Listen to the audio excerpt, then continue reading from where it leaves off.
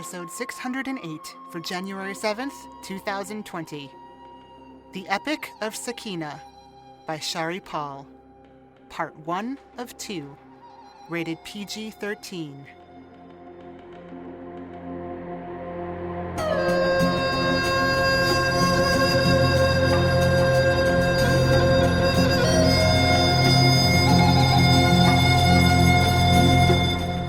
And welcome to PodCastle. I'm your host, Setsu Uzume. This week's story and next week's story was previously published in Faya Lit Magazine, issue number 5. It was written for you by Shari Paul. Shari Paul is a speculative fiction writer from Trinidad and Tobago. A clerk by day, Shari writes adventures in strange new worlds by night. Shari is published in Faya and the Dark, and is soon to have her first translated work in a forthcoming issue of Italian speculative magazine Il Buio. Shari has a BA in Literature and English, and is currently writing for a Master of Fine Arts in Creative Writing at the University of the West Indies. The narrator for this story is PodCastle alumna Khalida Muhammad Ali. Khalida Muhammad Ali is a shapeshifter and worldwalker whose wisdom can still be felt on Escape Pod and PodCastle. According to rumor, she currently exists as a living storm, occasionally touching down in Houston, Texas. Find out more at Khalida.com and on Twitter at Khalida. And now, mind the phase of the moon and enjoy the story. The Epic of Sakina by Shari Paul. Read by Khalida Muhammad Ali. The moon was a pale golden disk in a lavender sky. Sakina, in a brilliant blue caftan that brought out the color in her skin and eyes, strummed her kora a few times to check the tuning. At her ear, an ancestor whispered, "He is quite brazen to be out here when the moon is full, or powerful enough to resist it." Sakina looked over at the tall, thin man, sinking into one of the Dagu Duqui's fine silk cushions. Asif, the Alim, looked as if a stiff breeze would knock him over, the skin stretched tight over his bones. Naima had called him a ghoul, and Sakina agreed. He noticed her stare, smiled, and said, "Of all the jelly I have met in my travels, you are by far the most captivating." There were a few titters from the assembled guests, wealthy merchants, fellow jelly, and the imam of the Kunapo Mosque. Their host, the Dagu Tuquis Hussein, coughed lightly, embarrassed, and said, "My nephew Farouk certainly thought so. He could not have found a more beautiful wife." "Yes, yes," said Asif, still smiling at Sakina. "And then he left her to go traveling with your Majan. If I had found a wife as lovely, my journeys would end." "They are young. They think they can do whatever they like," said Hussein with a chuckle, jiggling 2 of his 3 jowls. Sprawled beside Asif, surrounded by trays of fruit and starches and spiced teas, the Dagu Dugui was the larger of the 2, but he sat considerably higher. The ancestor continued at Sakina's ear, "See how the mess he does not show nevertheless affects the environment around him? The beast he becomes must be strong." "Tell me they at least have a son, something to hold her attention while he is away," said Asif, popping another date into his mouth. Sakina hoped he choked on it. Was that a flash of gold in his eyes when he lifted his gaze to her? Alas, he merely sucked away the fruit and spat the seed into a bowl near his feet. Hussein sighed heavily. Their time together as man and wife was, perhaps, too brief. "Oh dear," said Asif, giving Sakina another appraising look, his eyes amber. Sakina forced herself to focus on the kora in her hands until she could calm her racing heart, then looked up and said, "Apologies for the delay. Shall we begin?" Early evening in Kunapu village was cool and quiet, and the sky was clear, so the doors to the great room of the Dagutugui's manse had been thrown open to the central courtyard and its spectacular fountain. Carib and African servants flitted back and forth amongst the guests, with trays of coffee on the Aztec chocotl, or assisting with galleon pipes. A group of musicians had been playing earlier, but had given way to Sakina when she arrived. The Alim had wanted to hear stories of the Niami in the Isles, so the Dugutaqui had summoned the jelly. Sakina, who had been hoping for the request, had graciously agreed, though she joked about not being a dancing girl. The men had laughed, and she settled on a beautiful Persian rug to play. There were only a few hours left until the attack, and Sakina welcomed the distraction of her work in the face of her worry. Her uncle Suleiman, the Farin, and his men should be well on their way back to the village with reinforcements, and Leif would meet them to head it off. Sakina's role was considerably easier. Distract the esteemed Alim for a few hours until she heard the signal. A howl that would call to the monster hiding in the scholar's blood, and then call the man out. This also made it the most dangerous part of the plan. "What are you going to sing for us tonight?" asked Asif, still smiling at Sakina.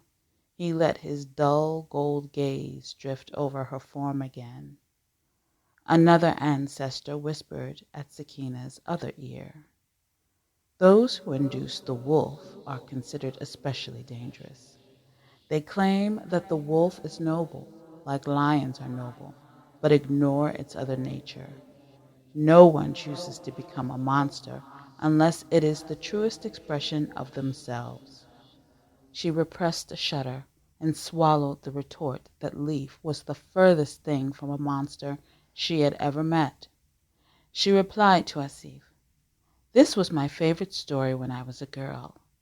After the Mans Abu Bakr arrived in these isles, he and our people endured many hardships to form a place for us. They would have died if not for one Taino woman who accepted the teachings of the Prophet and later became the Mansa's wife, Aliyah." Asif, as expected, sniffed a little and said, "I have heard this story." Hussein wrinkled his nose too and said, "I hardly think our guest would like a story about these native monsters." To Asif, "It is a children's tale, popular with nursemaids to frighten their charges into obedience." Sakina needed to hear it more than most, but still took the wrong lesson from the story. She found the creature fascinating. Asif sat up straighter on his cushion and said, "Our most popular tales are children's stories, and you claim that your jelly has the best voice in all the islands." Hussein smiled. "Allah has blessed our Sakina in many ways." "Then who am I to refuse his gift?" "Sing, please," said Asif. "Let me hear you, so that I might tell the world of the night that I met tranquillity in Al-Tanan." Sakina resisted the urge to gag. She was a married woman. The sooner they got this over with, the better. She did not smile at Asif's statement, but struck the first chords of the song on her kora.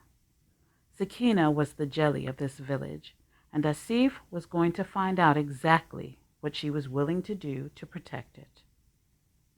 1 week later, a man wearing nothing more than a wolf pelt washed up on the beach near the village.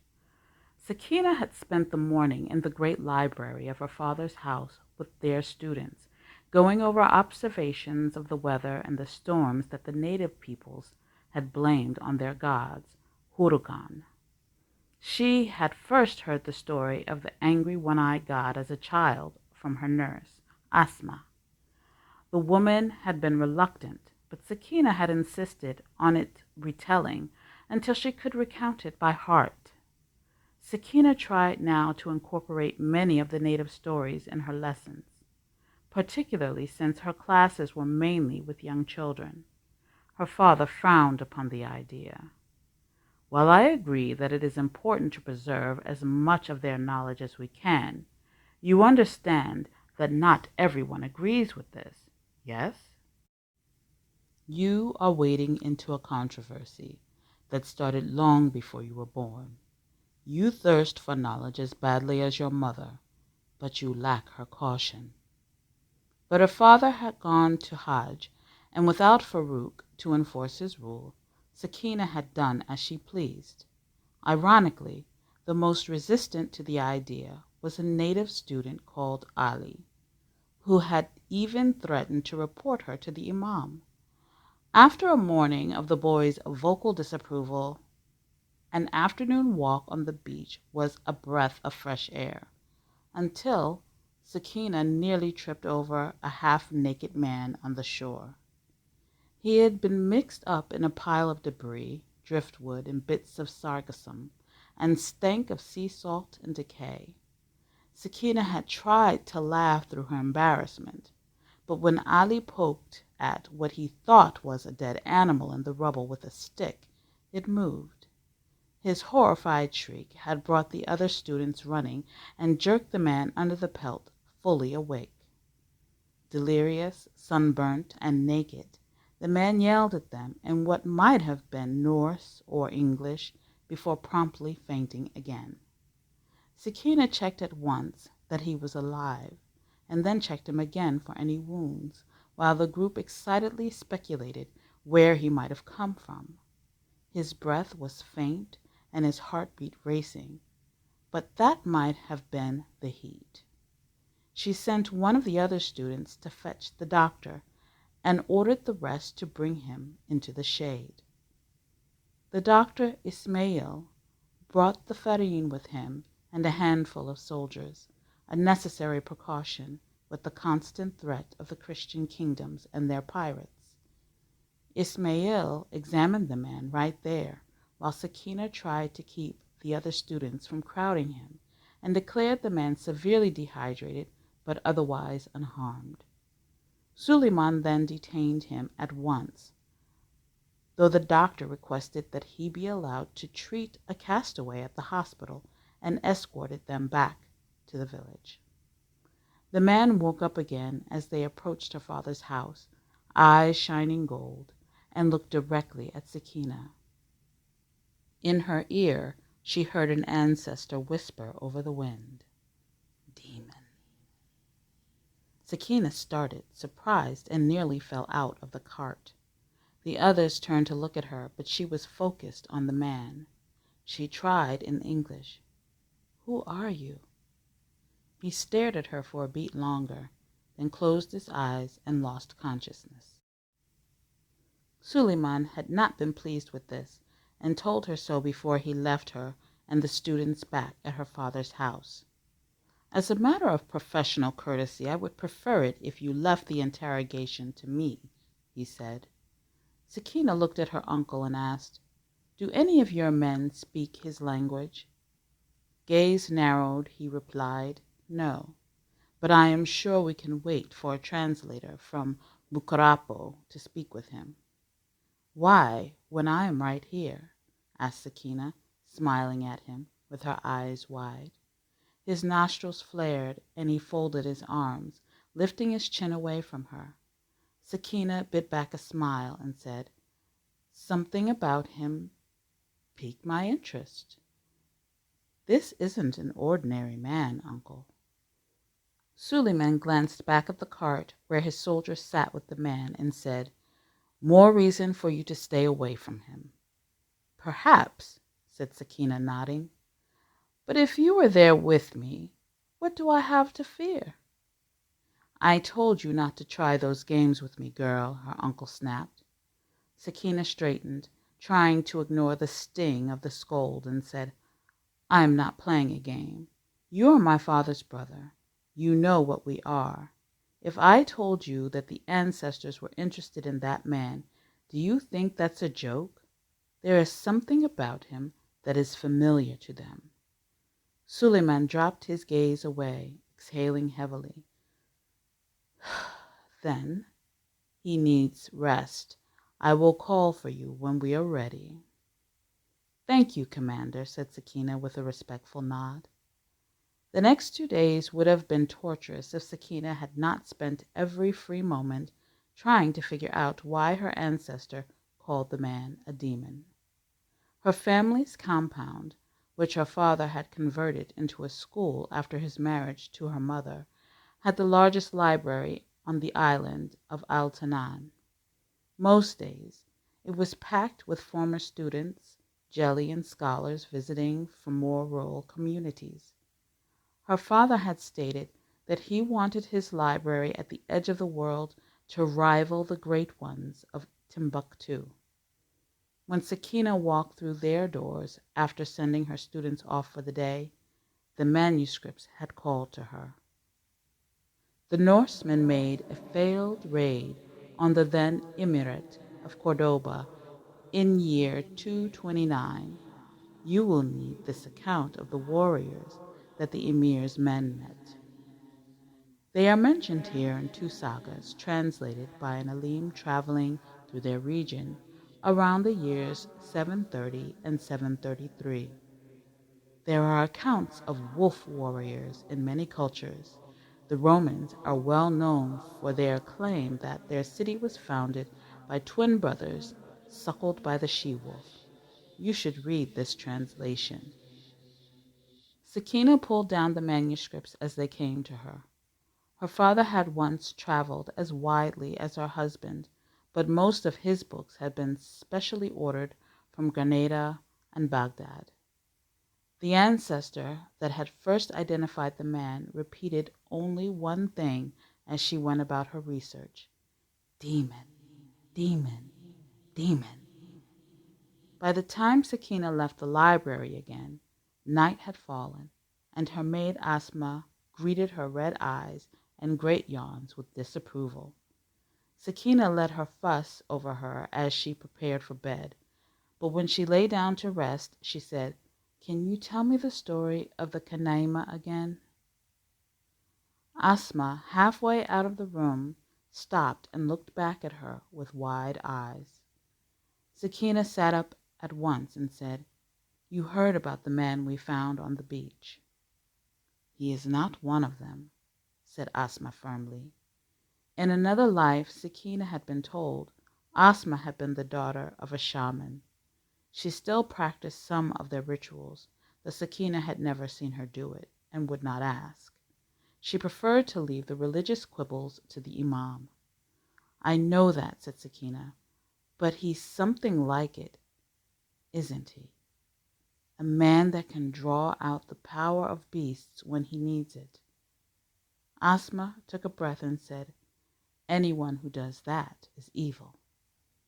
"You told me of men who did it to avenge murdered families," said Sakina, "and those men died for it.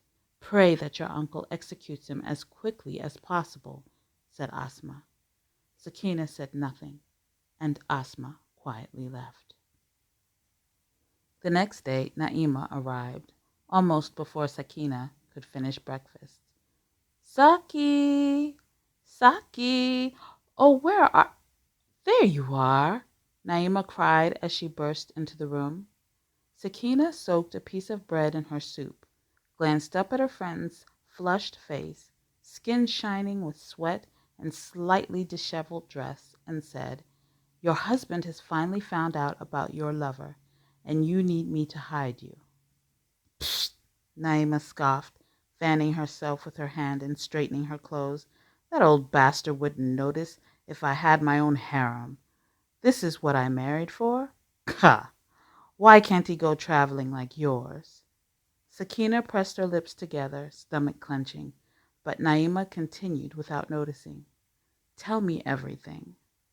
Sakina shook her head and said, "Where is my greeting?" "The Norsemen tell me everything. I've heard his eyes are blue and his hair is white," said Naima. She took a seat before Sakina and poured herself a cup of coffee. Sakina sighed. "His eyes are not blue and his hair is black. In fact, now that she was thinking about it, his skin had been darker than she expected. "So the rumors are true then," said Naima. "Rumors?" asked Sakina, only half listening. She wondered what else she had missed while her ancestor fussed over the demons at her ear. "They say he might not be a Norseman after all," said Naima. "They say he's actually a runaway slave."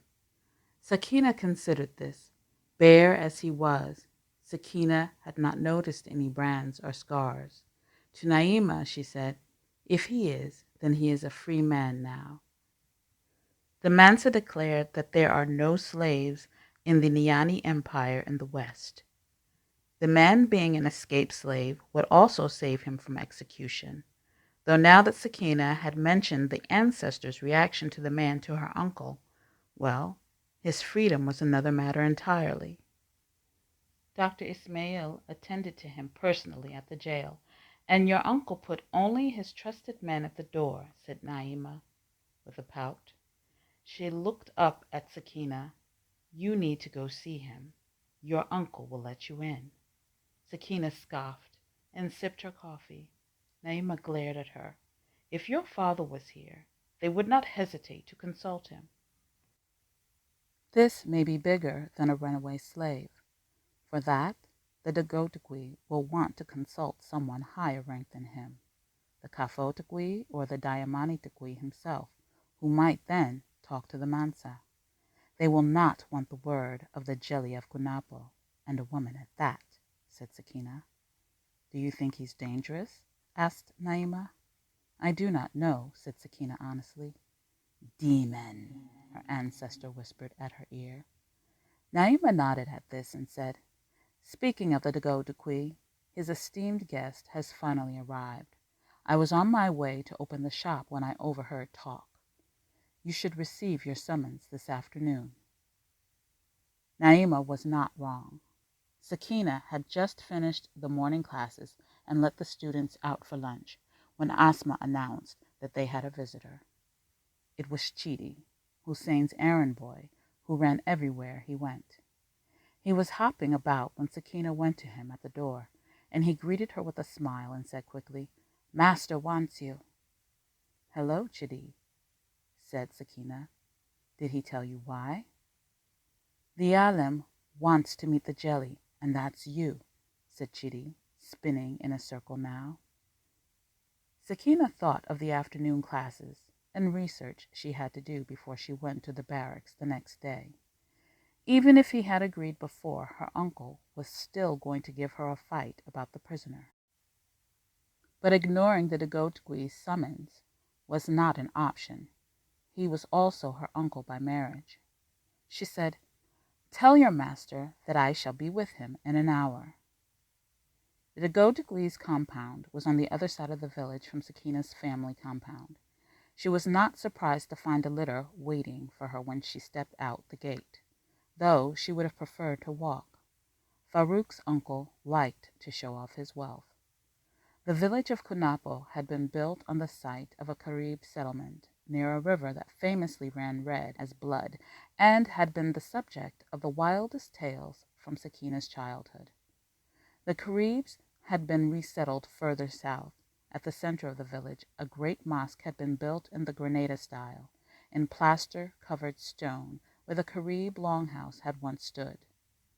Over the centuries, the mosque had been surrounded by numerous low mud brick buildings, the homes and businesses of her ancestors, and the others who had flocked to the Isles after the rest of the Dar es Salaam learned of the Niani Empire's discovery. The Mansa Abu Bakr had stated that he wanted to recreate and exceed the grandeur of Al-Andalus in the Isles, and to an extent he had succeeded. The Niani Empire in the west stretched well into the northern and southern continents. They had traded successfully for centuries with the native tribes and kingdoms, spreading the teachings of the Prophet wherever they went, and had made many powerful allies. But not all who they encountered welcomed them, and the Christian kingdoms were envious. The Niani Empire, with the support of Grenada and Baghdad, had been at war with the Christians almost from the beginning, and though the Christians had gained some territory in the north and south, they could not overrun them. The barracks that housed the Farine and his troops was set to the east of the town, closer to the sea, and there was a fort further north near the fishing village of Toko. Sakina had spent much of her childhood watching ships sail past the lighthouse to the town, under the guns of the guard of Altanan. She had seen ships from as far east as Ming China and the Mughal Empire, and once a pirate ship captured from the English. She had never ever seen a ship from the Norsemen, though, and according to everything that she had read, they should no longer exist. The Dagodukui and his guest were having tea when Sakina finally arrived at the house. Sakina walked into the sitting room to greet them, smiling at Chidi as she passed him, then looked up at the two men and felt her blood run cold. "Monster!" an ancestor screamed into her ear.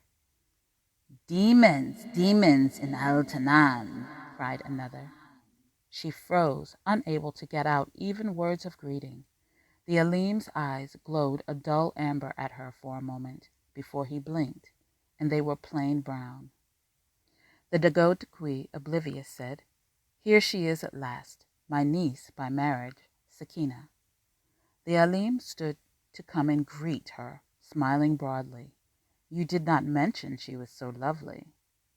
"The women of the Niani Empire prefer to be known for their quick wit and cleverness," said Hussein with a dismissive wave. He smiled at Sakina and added, "It has been too long since we last saw each other." The ancestors were still screaming at her ear. Sakina swallowed and walked forward to greet them. "And you, uncle, I am sorry that I have kept away, but you understand. With Farouk gone, I could not stay in that house by myself. Besides, his brother does a fine job of overseeing the family business." He hugged her close and turning to the Alim said, "My niece's mother's family is descended of the jelly that accompanied Mansa Abu Bakr to the Isles. Anything that you need to know of our history, you can ask her." "Is that so?" asked the Alim. "I am Asif al-Idrisi. It is an honor to make your acquaintance." He extended his hand for hers, and Sakina allowed him to take it, even as her every instinct recoiled. She had to make this meeting short. Come and sit with us. Dinner will be ready soon. We are having a Carib delicacy, pepper pot, and Asif was telling me of his last visit to Christian lands." "Were you invited to the court of the King of England?" asked Hussein. Sakina settled on the other side of the Dagodugui, and though Asif glanced at her, he said, No, they would never allow one of us Moors in their court. But I have met with nobles, and briefly their cardinals in Rome. These Christians firmly believed it is their right to establish their will over the world. In the name of Allah, I am forever grateful that we have managed to hold them away from this land. Let them fight over the old one." "They have attacked us before," said Sakina. "Yes, but without success. It is good to have powerful friends," said Asif. "And a powerful army with the will of Allah behind you," said Hussein. Yes, I noticed the barracks and the fort as we were sailing in. It is a shame that these things are still needed," said Asif. "It is good that the Farine isn't here. He would think you're trying to get rid of him," said Hussein, chuckling softly. "I would not dream of it. Someone has to protect the most beautiful jelly in the Isles," said Asif, smiling at Sakina again. It was going to be a long night. As promised, her uncle sent for her early the next morning. Sakina had returned to her family compound rather late, but she had refused to sleep under the same roof as the Alim. It did not matter. That night her ancestors' warnings and her research gave life to her fears and dreams. Great dogs with glowing eyes charged out of the bushes to tear down the village, crushing children underfoot and snarling at her in their foreign tongue, while all she could do was scream. The third time she jolted awake, she walked out to the central courtyard to watch the sun come up, the ghosts of ancestors whispering reassurances in her ear. Sometimes Sakina hated that she had been born a jelly. Naima arrived with daybreak and the litter to take them to the barracks, though Sakina was very sure that her friend had not been requested. The streets of Kunapo were already bustling with activity, despite the hour. Vendors called to them from their stalls along the narrow streets, the smell of fresh bread and coffee reminding Sakina that she had chosen a light breakfast. Pedestrians scurried out of the path of the litter, though sometimes someone would stop and try to peer in. Naima had drawn the blinds against them, but she could not help poking at her friend whenever an interesting specimen walked past their window. Sakina's father always said that Naima was a woman on the verge of scandal, and sometimes it was difficult to doubt. It was no secret that Naima did not love her husband. The doors to the barracks opened for them without the usual hassle. When they stopped before the entrance, Sakina realized why.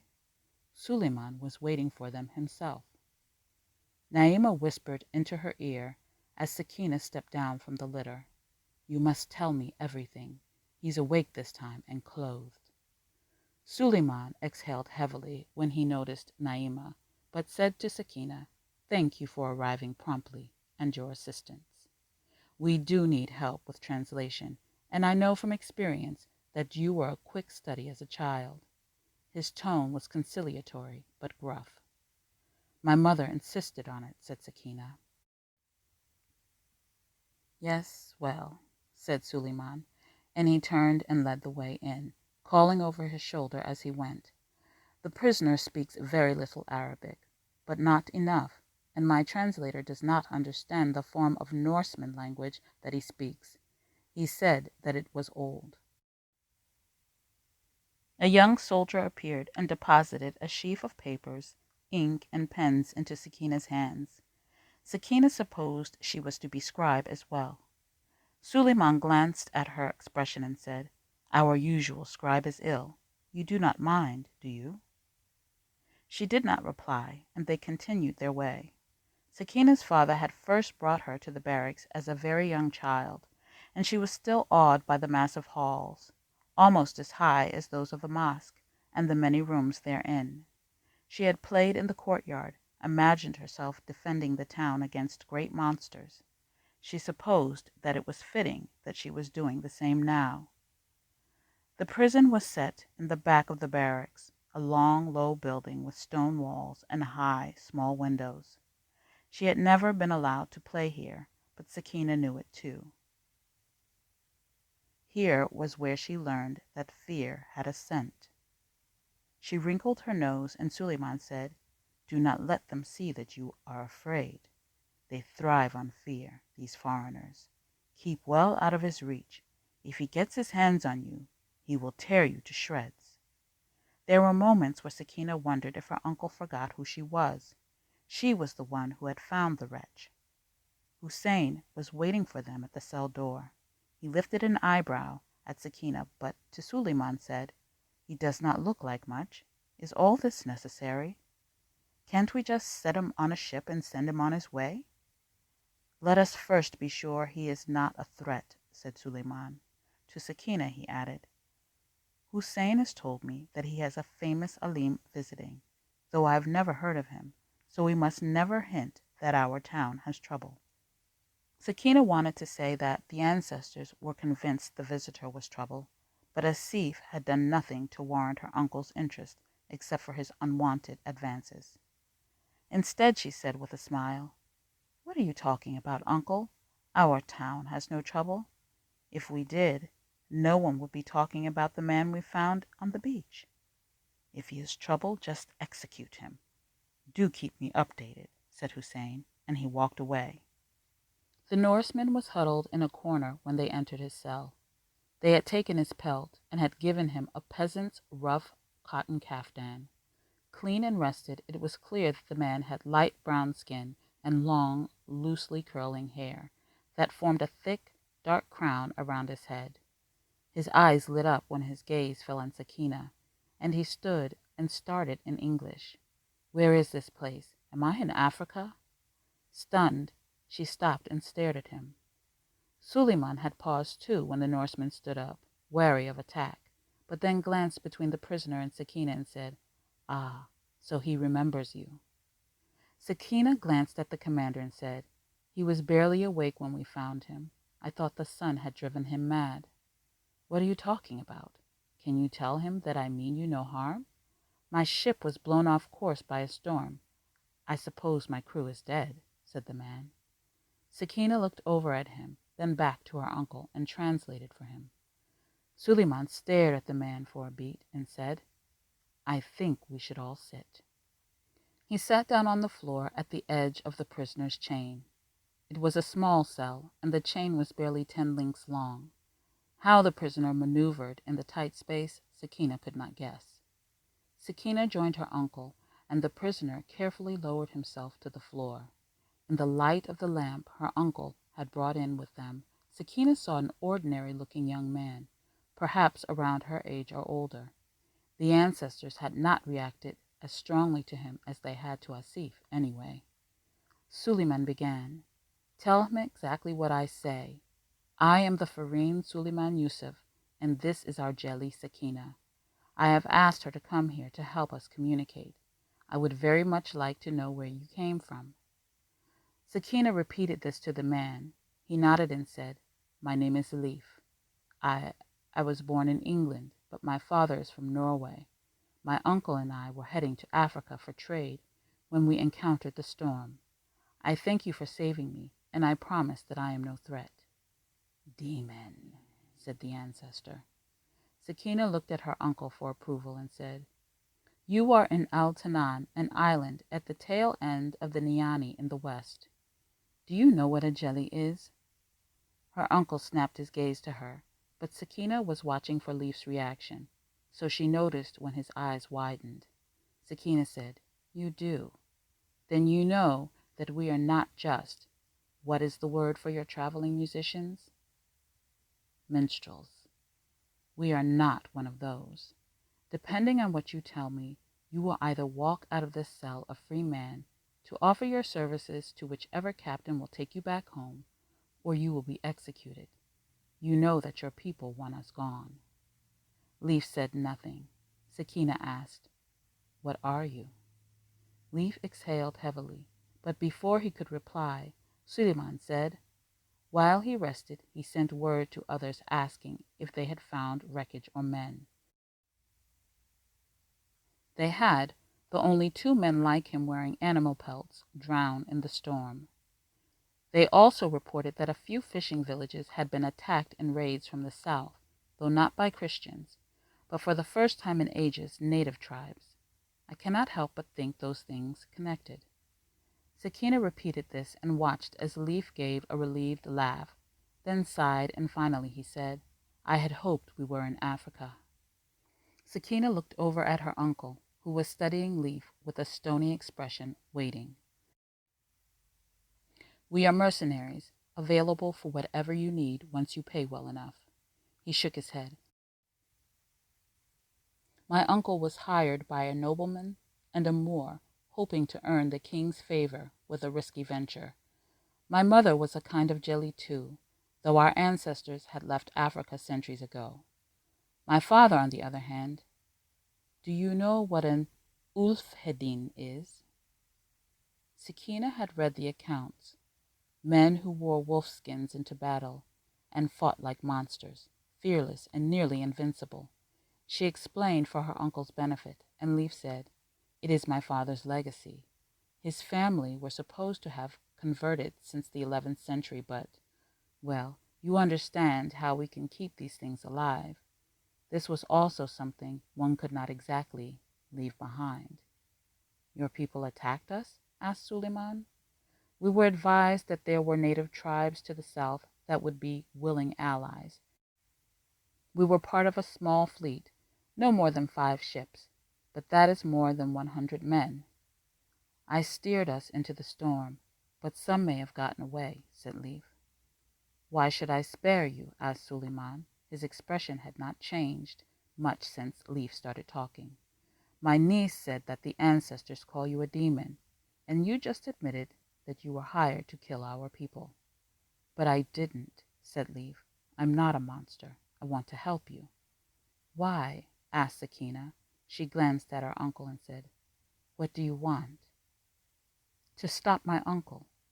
He believes that God has mandated him to rid the Carib lands of the Moors and heathens, and he also knows that he will be rewarded richly for it, and he cares more about the money than anything.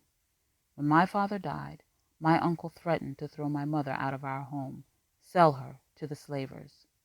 He only stopped because I told him I can change, that I had been dreaming of the crow and the one-eyed man and the wolf threatening the moon. I was a child, saying anything to save my mother, and he believed me. If he were to die here, my mother would be safe," said Leaf, looking directly at Suleiman, though Sakina knew her uncle only understood half of that. "They would kill you if they found out," said Sakina. "Then I die, but my mother is safe," said Leaf.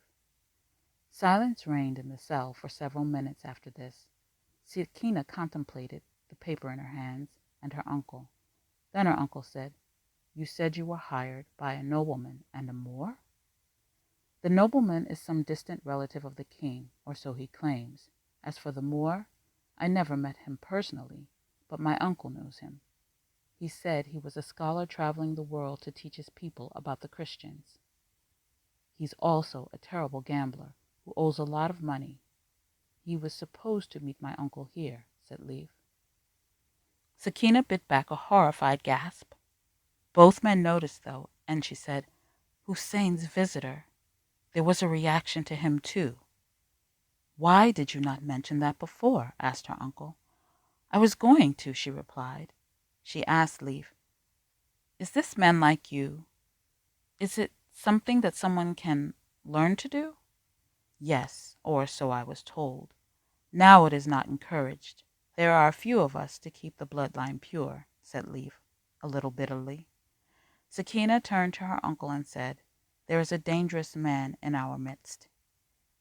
Suleiman said, "I cannot accuse a highly respected scholar on the word of an admitted mercenary, whom I barely believe as it is. And your word, Sakina, will not be enough." Sakina sighed, feeling her lack of rest bearing down on her, and said, "This should not be too difficult to prove. You already have a prisoner and warning of another attack. You just need to get the Alim to expose himself." Suleiman narrowed his eyes at her and said, "You will not endanger yourself, nor will you make any such accusations." To Leaf he said, "I must have proof of your story. You will remain here until then, and you will speak to no one of it except me." "And me," said Sakina. Suleiman said nothing. Leaf looked at them both and nodded. Then Suleiman said, "Give him a pen and paper. I will take his confession now, but he will write only what I say."